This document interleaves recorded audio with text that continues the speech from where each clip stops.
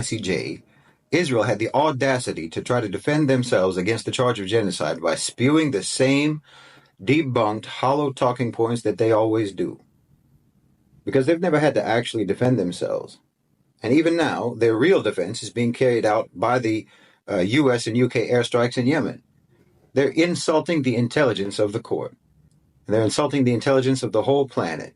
But again, that's because the power of the United States used to be able to force the whole planet to play dumb. You know, Israel was like that horrible, untalented sidekick of the neighborhood mafioso who everyone had to pretend was charming and brilliant. But again, those days are over.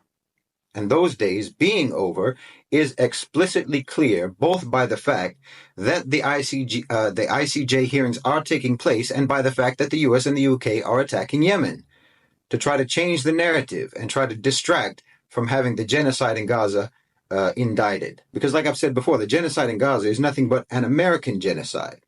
Israel is nothing but a Western colonialist project, a violent American intrusion into the region. Zionism is just a rebranding of Western imperialism, and that's why it's being enforced and defended by attacking Yemen, because it's all about domination and control of the whole region.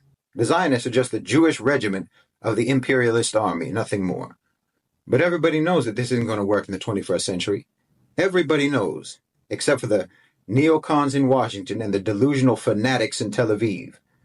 Everyone knows that this is not what the future looks like. Global business knows that this is not what the future looks like. And I don't think that they're going to let the United States keep splattering their violent stupidity across the region.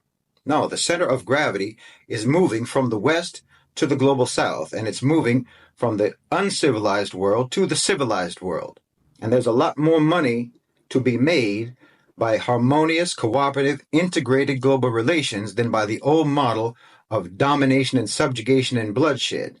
You see, the war economy of the United States, the so-called military-industrial complex, as the main management strategy and the driver of the domestic economy, that being allowed was dependent on the fact that the domestic economy of the United States, domestic prosperity in the United States, was important.